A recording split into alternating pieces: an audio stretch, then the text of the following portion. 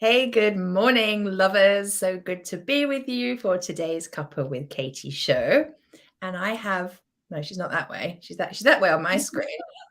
She's that way. This is my sister. I think they can probably see me.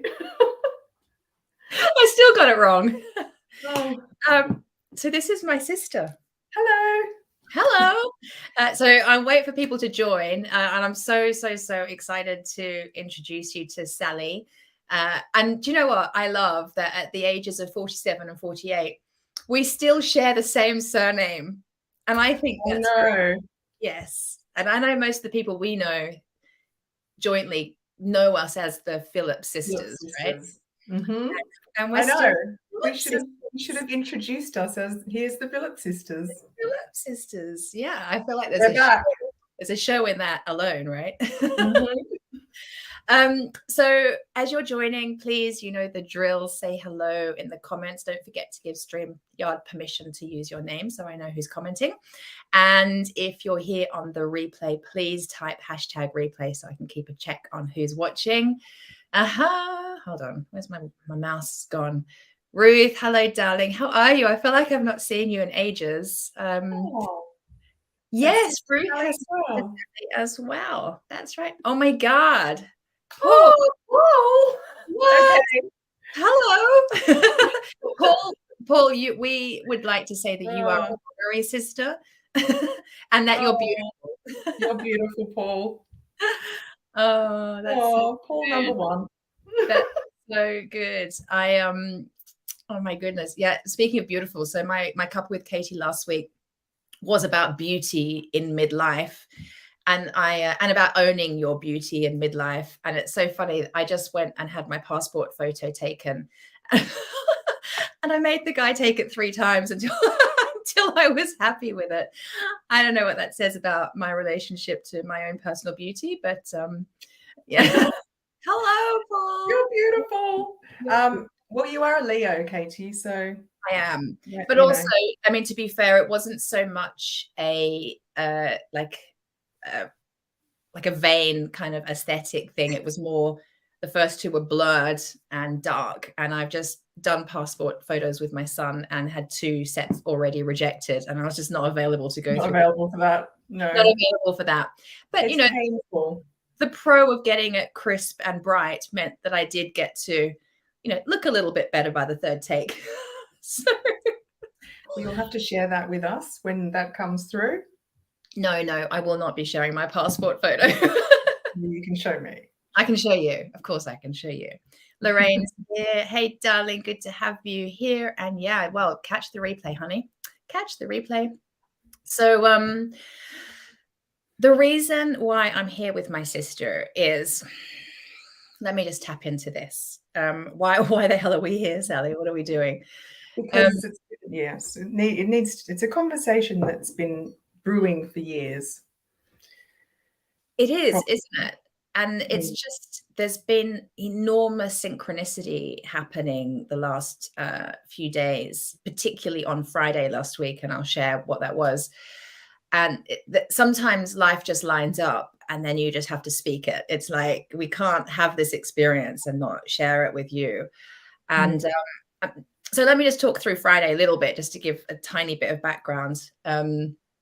Friday morning, I did my weekly live into my membership, my Love Lounge membership. So every Monday in the Love Lounge, everybody who's a member has the opportunity to type in a question that they need an answer to. And on the Friday, I do a live answering everybody's questions. And invariably, that live goes for near on an hour every week, as I dive really, really deep into the answers for everybody. Sally's not surprised because she knows how thorough I am. So I was doing my live on Friday, and often I just kind of, information just comes through to be shared, and I never really know what I'm going to say. And I found myself chatting about the spider web of life, and how that, you can't have a thought and not have that thought touch something else. When you think of a spider web and the fly flies into the spider web, the reason the spider can know where the fly is no matter where it is on the web, it feels it, right? There's a vibration, there's a movement, and there's that flow of energy essentially. And that's happening all day, every day with us. So we can't have a thought and not think it doesn't impact something or someone else. And, we feel our thinking. So of course, when we are vibrational feeling beings, and if we're feeling our thinking, then that's going to have a ripple effect. And the actions we take are going to have a ripple effect, and they're going to be based on how we feel and then what we're thinking. It's all connected. Sort of talking about this on Friday, and then I felt really inspired to sit down and do some journaling and writing about my why and why I do the work I do. And I have to tap back into that quite often, actually, to keep feeling inspired and passionate and sort of aligned and really authentic in the work I do. And so I was doing some journaling on Friday, and I tapped into something around my why that it wasn't necessarily brand new information, but I kind of tapped into a new level and layer of it. And it really kind of hit me in the heart. And I understood even more why I'm doing the work I'm doing, particularly with midlife single women. And it felt really powerful. And then later that evening, I'm scrolling through it. Actually, my husband, James, was scrolling through Instagram, and he's like, Sally's done a live. And Sally hasn't done, well, it wasn't a live, it was a recorded video that you put up. There's a tiny bit of editing, bad editing. Actually, while we're there, do you want to just share what your Instagram is, so anyone that wants to follow you? It's heart.soul.fitness. Heart.soul.fitness. Okay. Yeah. So I just look up Sally Phillips and you'll find me, I'm sure. Yeah. And so I watched Sally's video, and she'd shared her why, for why she does the work she does in the world. And no word of a lie, some of the language that she used in her video, I had written word for word in my journal that day. And I was like, this is crazy. And it was very, very linked to our mum and her death, and how she committed suicide when I was 22 and Sally was 21. And it was very linked to our passion around the feminine and supporting women specifically and being who they came here to be, and self-love being really fundamental to that. And so Sal and I, we voice messaged backwards and forwards a few times, and then we had a chat on the weekend, and we're like, we have to share this, because obviously just like my story and how I came to my work is different to you and how you came to this work. And yet there's so many threads of similarity, and we both grew up with the same parents, essentially had the same experience of our family, and yet we both received it in our own unique ways, of course. But just this piece around this passion to support women specifically in really tapping into their desires and having what they want, and why that's so important to both of us. And I can feel that as I say that right now. I almost feel like, oh, and mum has been so present for both of us, hasn't she, in the last few days? We don't experience very often, but she's been very much. Never. But it's definitely, she's around at the moment. It's like she's giving us a little clap on. Go on, share the message. It has felt like that, hasn't it? Yeah, it has. Yeah. So where should we go with this? Why don't you start by sharing your why, like what came through for you last week? Yeah, and I hadn't even, to be completely honest, thought about my why at all. There was I hadn't sat down and written anything, because I'm not a journaler. I'm not, that's not how I come up with, it's never been a thing for me. I mean, you've always kept a diary. That's just like, you are the journaler. I bet you used to read my diaries as well. Oh, yes. Yes. Of course. For me, I always get my little downloads from my walks in nature, and that's how things come to me. But I was just literally just sat there and I thought, oh, I just need to share. People need to hear about, you know, my story and why I do what I do. And that's just what came out. And it's essentially just all about, you know, self-abandonment, and which is, you know, what was modeled for us, was a mother who utterly self-abandoned. And I was becoming her in my marriage, as a mother. And it's interesting that, you know, these things sometimes don't start happening until you have children, until you're in that marriage. It doesn't start bubbling to the surface until you're actually living it. And then suddenly one day you wake up and go, I have anxiety. I have lost my lust for life. I've lost my sparkle, my Sally sparkle. Who am I?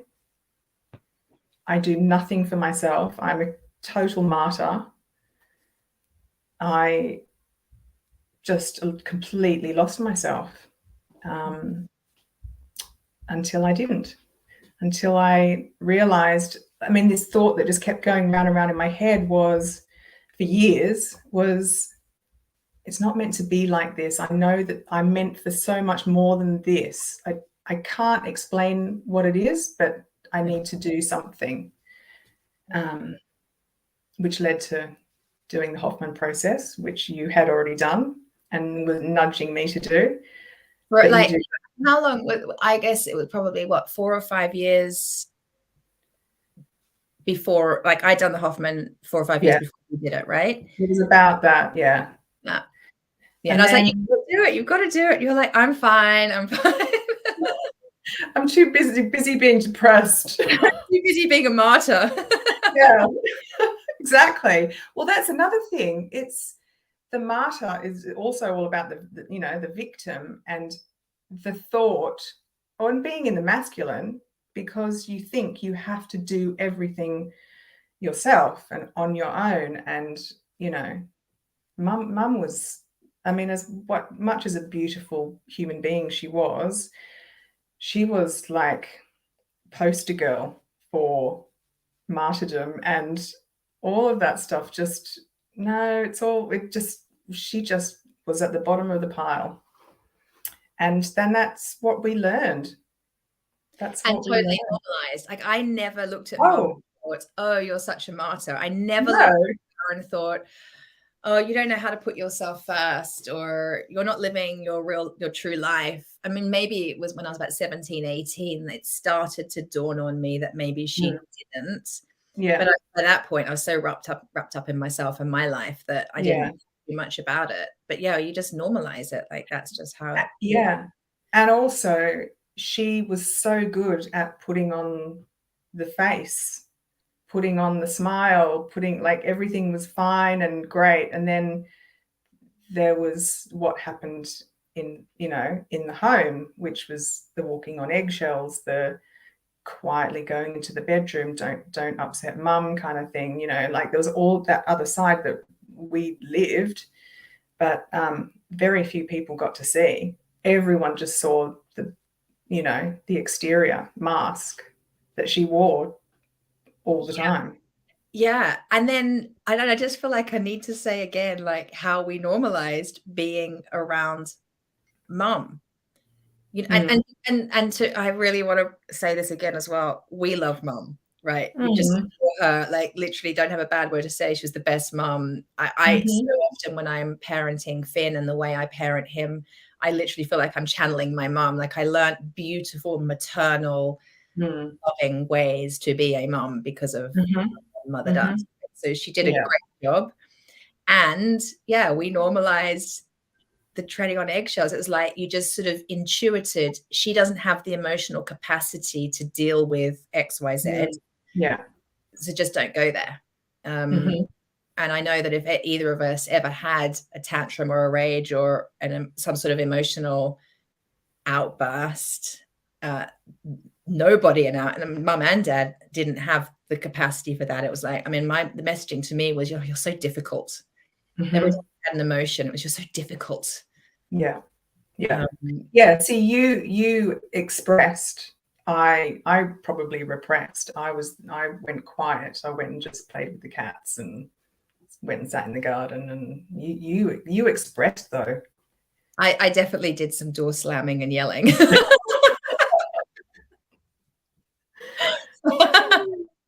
But yeah, you went and played with the cats. Yeah. Yeah, just went into my own room. And then just to stay with what we normalized. So we grew up normalizing that people didn't have the emotional capacity for your stuff. It was too much. Your stuff was too much for other people. And we also normalized. So do you remember, like, I was just talking this through with James the other night because I'd kind of forgotten, but do you remember how most Saturdays we would walk from our house to the mall, the shopping center, and we'd go to Franklin's, which doesn't exist anymore. And Franklin's was a cheap supermarket, and everything that was in there, like most things, were branded in this sort of black and white label, literally called No Frills, because that's what we could afford. And so we did our No Frills shop. I mean, oh my God, right there, the conditioning and programming around money and scarcity. I mean, that's a whole other conversation. We would do the No Frills shop, and again, normalized it. And just to say, I remember once as an adult walking in a supermarket, gripping onto the shopping trolley, really stressed, like looking around, and I noticed myself doing it. I was like, why the hell are you behaving like this in the supermarket? And I realized it was conditioning that I'd taken from mum, that's how she shopped. Everything was expensive. We don't have any money. Oh my God. And I didn't, that wasn't my experience of the supermarket, but I'd learned to embody that. Anyway, so we do a supermarket shop on the Saturday, and we're in Australia, right? And it was hot in the summer. Remember walking home with the shopping? We had to walk home carrying the shopping. All the shopping. Between you, me, and mum, we carried all the shopping home. I mean, how long was that walk? Half an hour? Yeah, about half an hour. With shopping bags in the sun, and we're kids, it's quite full on. What was Dad doing? Bless him. And again, no blame, love him. But this is what we learned. Dad had the car because Dad was playing golf. And right there was, and that's not Dad's fault. Dad actually, I learned a lot from Dad. Dad was really good at knowing what he desired and going for it. It was such mixed messaging, like so polarizing, actually. Well, yeah, because he modeled that which you and I are living into.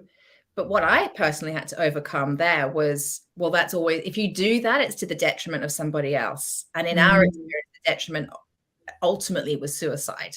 Like ultimately then died if you dared to tap into your desires, put yourself first, go and do what you want to do.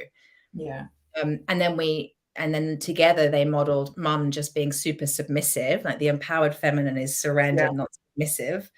And she let him. And that was on her. She just let him, and she played that role of, well, I'll make ends meet. I'll figure it out. You go live your big life. Do what you want to do. Yeah. Yeah. And it destroyed her. And those were the words that we both used, me in my video, and you, when you sent me through that photo of what you'd been journaling, you'd written the same word, because it literally did. That is what happens when you don't take care of yourself. That's the ultimate self-betrayal. That's what happens in the end. Well, that's our experience. That is, that's the extreme. But apparently we had to learn the extreme to. Yeah. And absolutely. And I was thinking about it today while I was driving, and I was like, what if you could go back in time? What if you could change that? Like, who would we be if that experience hadn't happened? But, so often so often your greatest strengths come out of, you know, your greatest adversity. So, and we've learned, it's just such a gift that she's given us, such a gift, because we've had to rise above it and rise to our own power, and it's helped us to step into our power. So much of a gift. Yeah, so much of a gift. Lorraine's just commented saying, I can relate to masking. Yeah. I think many women could relate to that.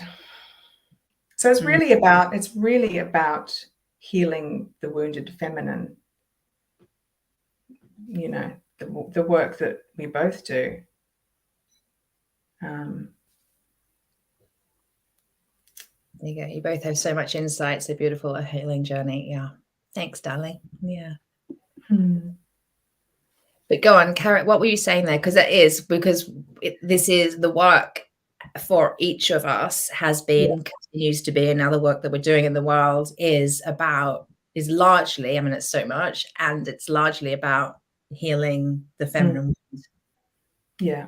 Yeah. It's not making anybody wrong. We're not making mum wrong. We're not making dad wrong. No one's wrong. Not at all. So much compassion for both of them. Like, yeah, absolute peace around that. I just feel, I think the messaging is that, you know, self-care just needs to, I did a post about it today, self-care has to be a non-negotiable. It's not a luxury in any way, shape or form. And I mean, it's so simple. It's so simple, but you push up against those boundaries constantly, the patterning and the conditioning, and it's, you know, it gets easier, but, you know, I still have to remind myself, even personally, to just go do what you enjoy doing. Yeah. Go learn the drums. As you are, which is so cool. Love that you're learning. Just whatever it is. And that was never the idea when I was a kid of doing something purely for pleasure and joy. Just like, I still have to really sit into that and own it.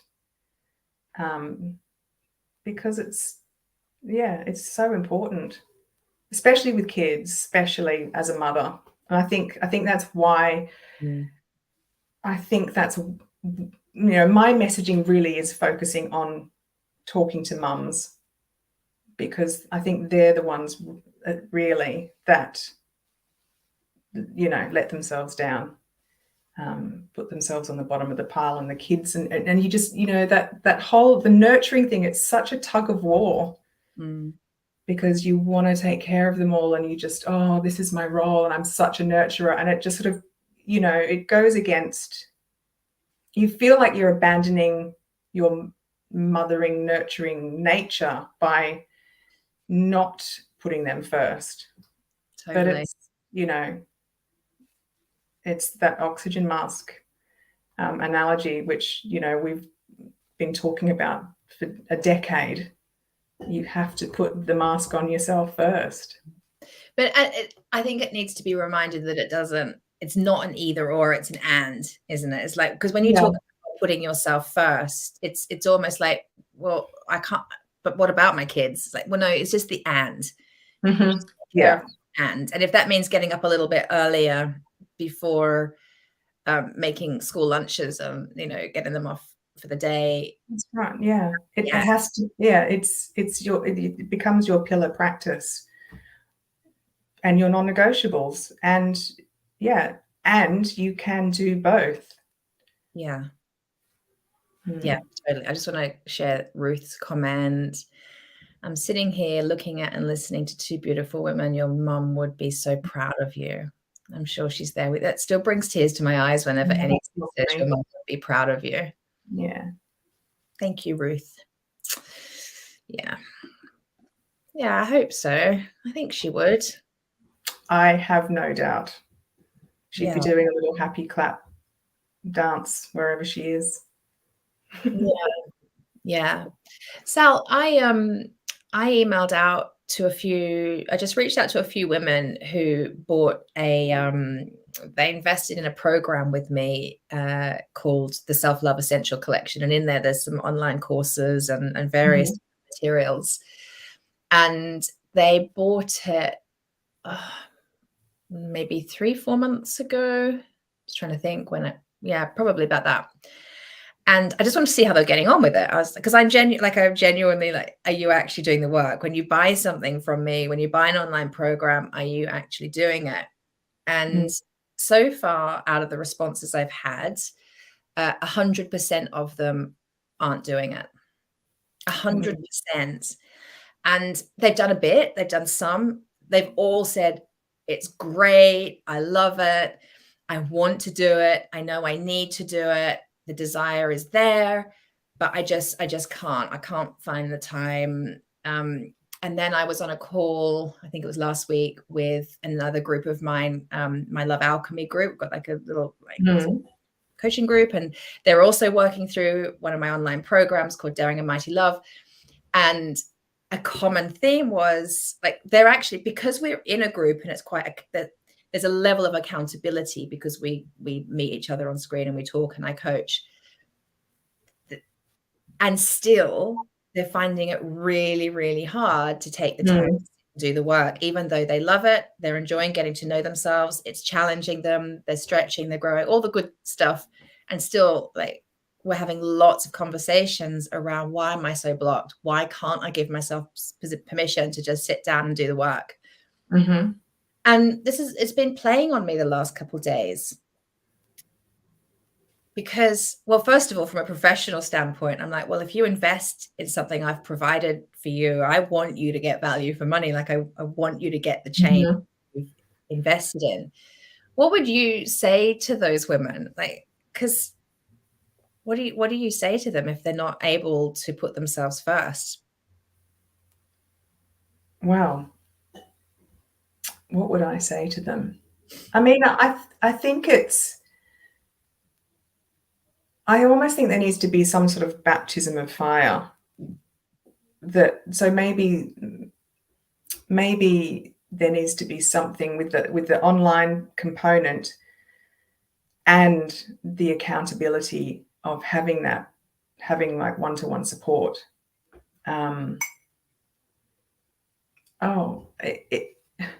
The thing is, once you've done the work, once you have opened up to seeing things in a completely different way, you have this bullshitometer, and you lose the ability to bullshit anymore. You cannot go back to the way that you used to be. It's just not possible. But it's like, I don't know. I mean, what are you willing to put up with? How long are you willing to be a frog in a boiling pot, boiling and boiling and boiling away until you die? Like, it's that kind of analogy that if you're just sitting in this mediocrity, settling, putting up with it, and that feeling, it will never, ever go away. It will never go away. And you'll just, it will end up destroying you in some way, whether it's, it's obviously, the suicide is a very major extreme, but in some way, a part of you will die. It may not be your physical body, but a part of you will die. And there's so much on the other side of that. But you have to, have the courage to really go within, dig deep, and go to those scary places. And sometimes you need support with that. What motivated? Because I'm as you're speaking, I'm thinking, well, what was it that had me do the work? Because I've done the work, and I've invested in tons of different programs, and personal support, group support, like all the things, done all the things, continue to do all the things. I'm really freaking motivated to do it. Not always, though. I do understand this piece of I can't be bothered. I'm not finding the time. I mean, that's something I do actually struggle with, is meditation, for example. Like I say, I'm going to do it every day. I say I'm going to do it twice a day, and then I don't. And when I do it, I love it so much. I'm like, why wouldn't I just keep doing this? And you've got practice now of meditating twice a day, right? Yeah. Yeah. How did you, what changed for you? How did you get the fire in your belly to begin to heal your codependency, your people pleasing, your martyrdom? How to go on that journey to be able to do the work you're doing? We haven't even talked about the work you're doing. We'll get to that. But how did you, what changed for you? Why were you suddenly able to do that? Well, I think it was, I knew when I went and did Hoffman, I knew I threw myself into it 100%. And, you know, why did I do it? Yeah. Why did you throw yourself in 100%? Because what comes to mind is because my life depended on it. Yeah, that's how I felt. My life depended on it. And I had to reach inside to work out what the hell I was going to do with my life, with my marriage. Like I needed answers. Why am I the way that I am? And how can I change that? Or the things that are not working for me. I mean, when you've been living with that for such a long time, and for me, it was 10 years. You reach that point enough. And I remember the moment, actually, you get bored with your own story. Like, I remember going away with my girlfriends on this one weekend where I was given permission, because back then I needed to be given permission to do anything, to go away with my girlfriends. I remember sitting on the bed and we'd all sort of go and talk about where we were at and what was happening in our lives. And I remember it was my turn. And I was just like, I just can't talk about this anymore. I'm done. I'm not going to talk about my marriage, and I'm not going to talk about, any of it. I'm done. And it was that moment, just everything changed. But you reach that point where you're just like, I can't talk about this anymore. I'm done. I am so bored. I'm boring the crap out of myself talking about this. Yeah. That was my experience. Yeah. Paul saying you reached the breaking point. Yeah.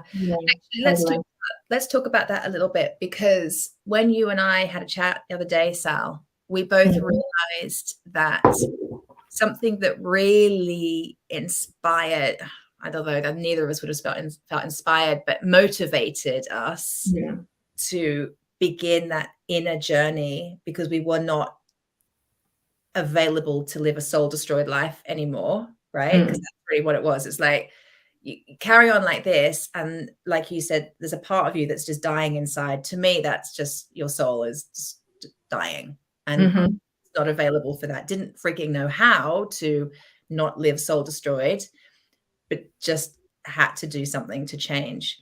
And both of us got to that point when we both realized that we were behaving like mum. Yeah. Right. So I'll share mine after. I want to just share Paul's comment. And you chose to walk forward, not sit in it anymore. Exactly. Yeah. Exactly. And so both of us had been living our lives determined to not end up like mum. Right. We were like, well, I'm not going to end up anxious, depressed. Yes. Suicidal, totally. Suicidal, in a miserable relationship, wondering what the point of it all is. Like, we just were like, we're not going to do that. So what happened for you?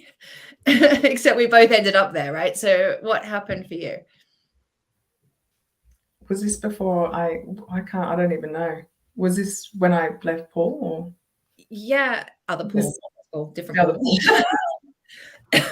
Another lovely guy, by the way. Again, yes. Everyone's our teacher. No, absolutely. My God, so much compassion for, so much. Well, you were kind of saying it before. It was that, like, the martyrdom thing. Oh, yeah. Like, allowing was I started going to see a psychologist, and I ended up doing the one thing that I really, really never imagined I would ever do, because Mum overdosed on her antidepressants. I was always very anti. I don't want to take anything, but I got to the point where I was like, I don't want to feel anymore. And so, to deal with the anxiety, the feelings, you don't want to feel those feelings. It's easier to just numb yourself, and not, I was probably drinking a bit and exercising, going to the gym, and then antidepressants, Lexapro, I think it was, just to help with my anxiety, because I didn't want to feel anymore. And I remember, as a mum with two little kids running through the supermarket, I used to I'd get really anxious about them. I mean, you know what my kids were like when they were little, just pulling shit off shelves and going mental. Very opposite to Finn. My son, yeah. But then I was like on these antidepressants, and I just didn't give a shit anymore. I was just like, cool, go do what you want to do. And like, I just wasn't bothered anymore. And then, but I did reach a point about a year before I went and did Hoffman. I was like, I need to feel again. I want to feel. And so I stopped that, and then I was ready. I wanted to feel. It needed to come up. And that was, when was that? 2013? Right. Yeah. Yeah. So, as Paul said, you reach your breaking point. Yeah. And that's going to look different for everybody. Yeah. And my breaking point was that, and I've told the story multiple times. So I was in not a marriage, but actually we're 3 months off being married, my son's dad. And at the very end of that, right towards the very end of that relationship, my anxiety and depression came up. I started taking antidepressants as well for a period of time there. Which actually definitely helps me. Like, for certain people, there's a place for it. Yeah, it helps, absolutely. Right. Just to say, like, I think that's important to say. Yeah, 100%. Personal choice, and then when not making them wrong. I remember having to start taking antidepressants. It helped me. It actually helped lift me out of the funk that I was in.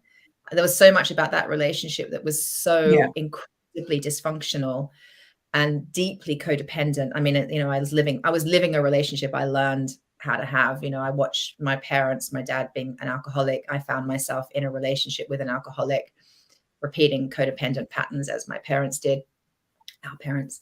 But the antidepressants actually lifted me up to then go, this isn't okay. And I've ended up anxious and depressed largely circumstantially, because this is not okay. This situation here is not healthy. And so I had the courage to leave that. But of course, I didn't know myself. I didn't love myself. I didn't have a sense of self. I didn't understand what needed healing. I didn't know I was codependent. I didn't know that I was attracted to certain sort of narcissistic personalities. And so, yes, I had the courage to leave that, but it was within 10 days, I was on a date with someone that I ended up immediately in a relationship with that was 10 times more unhealthy than the one I'd left, you know? Yeah, well, it keeps happening, right, until you get the lesson. So there's the pattern. So, yeah. And then I ended up in that. And that was, you know, that guy was an incredible gift, because very quickly, we're talking sort of 9 months, that sped everything up for me to have me properly hit rock bottom. Like, I thought I was at rock bottom when I started taking antidepressants. Not a chance. Like, then I hit rock bottom. Wasn't on any antidepressants at that point. And yeah, one day my son Finn was in nursery, and I was not dealing with life at all. I'd broken up with the guy. I was living in his house. I put myself in the situation that our mom was in. So I was living in his house. I'd made the decision not to work anymore because I was actually employed by him. So mom was the same. She was employed by her boyfriend. Had to leave because they broke up. I had to leave my job because we were breaking up. Had to find somewhere else to live. Mum was in the same position. She had to find somewhere else to live. Didn't have any money in the bank. Didn't have a car. Didn't know where the hell I was going to go. Mum was in the same position. She broke up with her boyfriend. Didn't know where she was going to go. And on this particular day, I had Valium. Now, Sally, I don't know if I've ever told you this, but you gave me the Valium when I visited you in Australia. And God knows why you had Valium, but you had Valium. I was like, I think you gave it to me to help me on the plane, to help me sleep on the flight. But I never taken it. And I just had this stash. I was like, I'm just going to go take that Valium, because I don't want to feel this pain anymore, the anxiety. I was literally on the floor with anxiety. I was having panic attacks. I thought, I can't deal with anything. I just need to go. I didn't think I want to die, but I did think, I'm going to draw the blinds. I'm going to close the bedroom door. I'm going to take these Valium, and I just need all the pain to go away. And when I realized, it hit me. That's exactly what Mum did the day she died. So she had Valium. She closed the door, hoped the world would go away. But she took way more than, she took a whole concoction of things to seal the deal. But when I realized that I was behaving exactly like her, that's when something just hit me. I was like, oh my goodness, you are a puppet to life. You've learned one way of doing life. You have to learn a way of doing life. Yeah.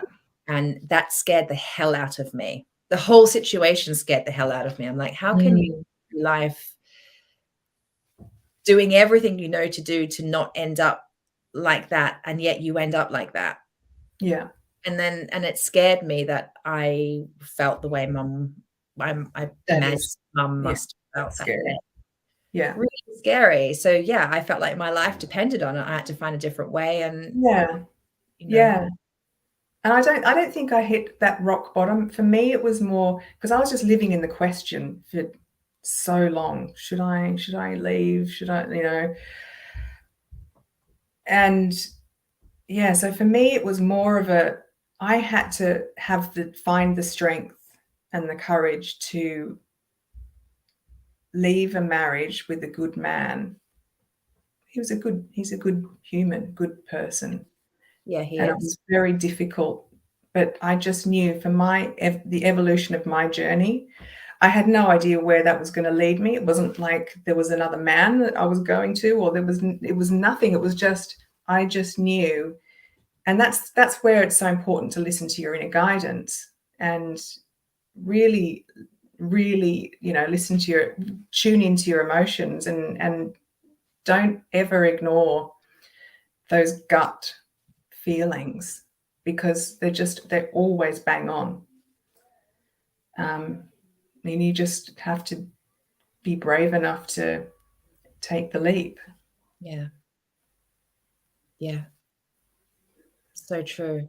So really what we're saying to those women that, because going back to the original question of why can't they do the work that they've invested in, that I know works, right? Like, you do the work, it works. You do the work, and like you said, your bullshitometer You're like, you can't get away with operating on autopilot sort of unconsciously anymore. You can't. And there's no going back. Once you see what you see and start to heal what you can heal and take charge of your life, there's no going back. But like, nobody can put that fire in your belly. No. And I think it's different for it's different for everybody what that actual turning point is, or whatever that switch is. Yeah. But it might be just little crumbs here and there. It might be just some, an email from you that lands in your inbox, those little crumbs that just don't go away.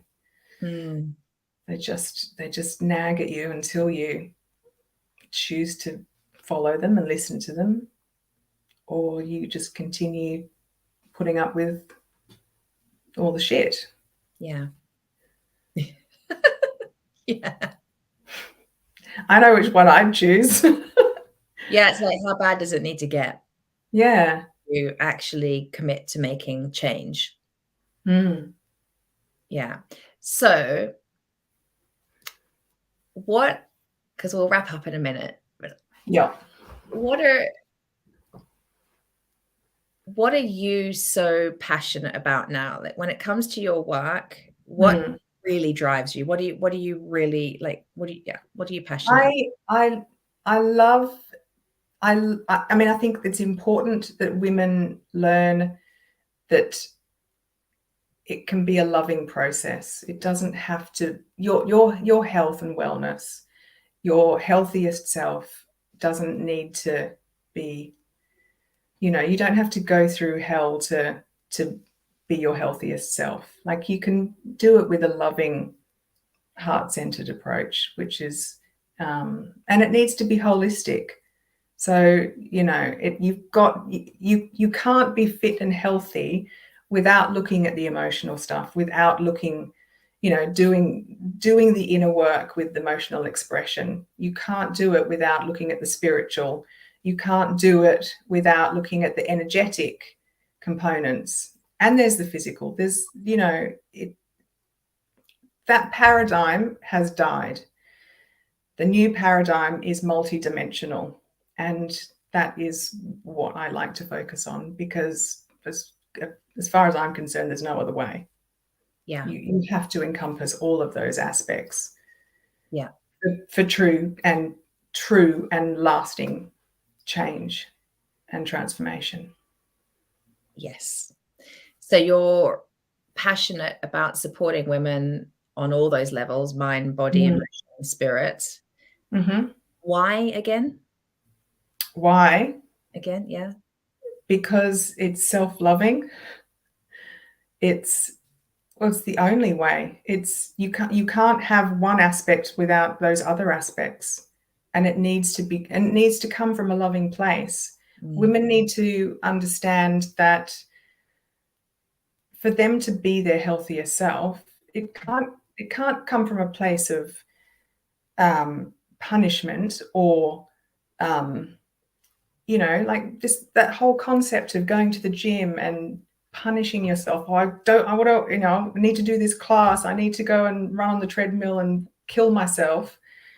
Like, those times, that it's ended. It's over. It doesn't work. It's not loving. So I just want to spread that message. You can be your healthiest self, and it can come from a very loving, nurturing place. So we've got a few friends watching, Seth. Sophie, hi, darling. Hi. Aww. And my beautiful friend. Oh my God. And Paul said, some people are more comfortable sitting in the complaint and haven't had enough pain to move forward. And that's the sad truth, Paul. Yeah, it's like, how bad does it need to get before you do something about it? How bad does it need to get before you decide that you don't want to live a soul-destroyed life? Hello, whoever that is. I'm not sure who that is. It's probably one of my children being annoying. They're not on Facebook, are they? Surely not. Oh, are they? I think they might be. Emily kept threatening to sign up and log on and do something silly. Did she? Oh, bless. Cotton socks. Oh, it's Lisa Marie. Hi, honeybee. Nice to see Oh, it's not my child. you. Yeah, that's great, Sal. And yeah, it's pretty important. it's really important. And just to say, so you have gone on to, you were a single mama for a few years there. And yes, I was. And well, now happily found my king and got married in December. Have two lovely stepdaughters. So it's definitely the Brady Bunch. We've got 4 kids now and living the dream. Many pets. How many? Many pets. Too many pets. We're waiting for them all to die one by one.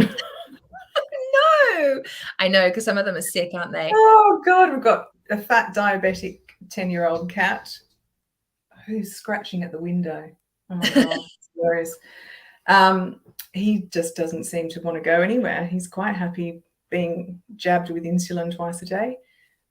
Deaf white cat, Kitty, my little Luna cat. You've got a Luna cat. I have a Luna cat. Yes. And then there's the dogs, Timmy, the border collie, and Teddy, the massive ridgeback. Can you hear that? I can hear the cat at the window. That's the fat cat. He must have heard me and he's gone all insecure. He has eating issues. He'll go and comfort eat now and get even fatter. That's so funny. Yeah, so you've gone on to meet a man and be married. Yes. We've been together for I think it's 5 years. Yeah, it was just a year after you met James. Yeah. Oh, there you go. Yeah. And well, that's the thing that, well, I had to step into my power and heal the stuff that I had to heal in order to be a vibrational match to Mick. And he's done the same. Yeah, I mean, you guys meeting has put him on a journey, right? Yes, it has. He's the meditating master now. Yeah. Well, he did Hoffman, right? He went on to do Hoffman. Oh yeah, he did. Yeah. Yeah, and he's just finished, well, a little while back, did a course in meditation, and he's like the meditation dude now. Yeah, he is. He's Yoda. You're the cat. It's so funny. Welcome to my world. Isn't that interesting? And of course, I went on after, several years single parenting and doing my own inner healing work to then call in my vibrational match, which is James. And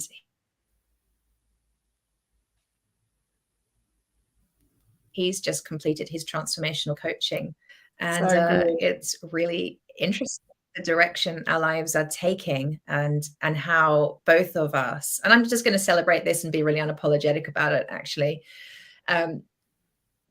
We are both in pretty darn empowered relationships. We have our stuff that still comes up, and you and I talk about it all the time. And when stuff comes up and their stuff comes up, we have the kind of relationships where we can speak to each other, to our partners, and move through it and heal through it. And, they're up for that. They're on the journey. We're on the journey. Like, we're doing it together. And it's a conscious relationship. Right. For sure. And that's possible. Yes. See, Sal, for my community, what's really important to hear here is, it's just that in midlife in particular, because not all, but most of the women that I'm working with and in my space are over 40. They need to know that you can transform every aspect of yourself, that you can have a relationship that you desire. Not all my clients are single. 100% of them, though, whether they're single or in a relationship, want a more empowered relationship. And create that. You can create health and vitality. You can evolve your spiritual self. You can change careers completely and start over, you retrain. I mean, I look at you and like there's pictures of you from a few years ago, and I look at you now, like you're just like the fittest. I mean, Sal trained in your, what do you call it? Personal training. What? Personal training? Yeah. You're a personal trainer as Yeah. well. So yeah, like you've transformed your body, you've transformed your emotional mental state, you've created, like you've retrained in all sorts of different things to do the work you now do. Like it's amazing that this is possible in midlife. It's definitely possible.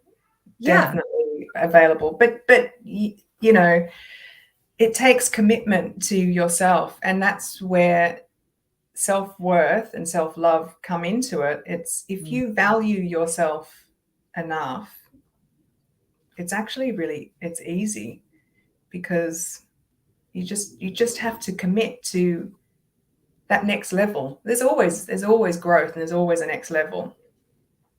Yeah. But yeah, and it becomes, it's the I'm not available to self-abandon. Not available for that. And that's how I choose to live my life. It doesn't always go swimmingly with 4 crazy kids around. But that's why it's so important to take care of yourself. You know? Yeah. Because otherwise it all comes undone. Yeah. Totally. And that's, I mean, I'm just going to have to do my segue into, that's what Lovefest is all about. Like that starts in a week and a half. I'm looking at my calendar, the 19th of September. It's a 3-day online. There's a little banner down the bottom, little scrolling banner.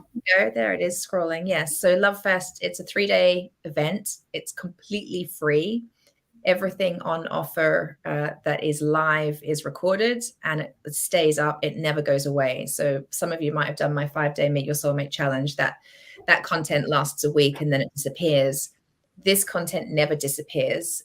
So even if you think, well, I'm busy from the 19th to the 21st of September, if you register, you'll get access to everything, and you'll get a ton of workbooks and all sorts of material that can actually help you develop a sense of self-worth, self-love, self-confidence, self-trust. It's the inner work, and I'm offering it completely for free because I'm so passionate about helping women come home to themselves. And if you want to have a more empowered, healthy relationship, whether you're in one or single desiring to call one in, you are the common denominator, and you becoming more you and owning you and healing you is the key to having healthier relationships. So Lovefest is all about you and it's all about helping you to be the love that you want to receive. So the link to register is in the description, and like I said, it's free, and we start on the 19th of September, and you are so welcome to join. Goodness, there will be so much value in that. I know how you work, sister. Yeah, I know. Tons of value. There'll be lots there. Oh my God, it's ridiculous. And it will be it's ridiculous. In a good way. It would be ridiculous if someone didn't sign up for it. Yeah. But even if you've been doing the inner work for a while, it's a really beautiful space just to tap back in, right? Because it's a journey to many layers. If you're brand new to inner work and desire to get to know and love yourself, it's the perfect place to begin the journey. Over 3 days, we'll be creating a hell of a lot of awareness, that's for sure. And I'll be showing awareness is the first step. Oh my God, that totally is the first step. Yeah. But darling sister, thank you so much for coming on and sharing. Yeah, and I just want to take a moment. Actually, I feel like just to say thank you to mum and dad for everything, and bringing us through to this space now. And I just know on a soul level we chose them, and 100%. you know, they chose us, and you and I, we chose each other, and we all chose to have this life together so that we could have the learning and the growth that we came here to have. And so true. Pretty amazing. Yeah, I'm so grateful. So grateful. Yeah. So thanks.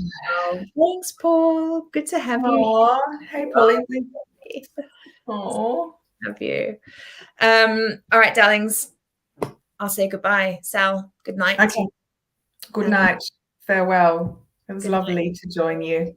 Yeah. And I'll see the rest of you next week on next week's Cuppa with Katie. Oh, thanks, Soph. All right, everybody. Lots of love. Bye, everyone. Thanks, Sal. Okay.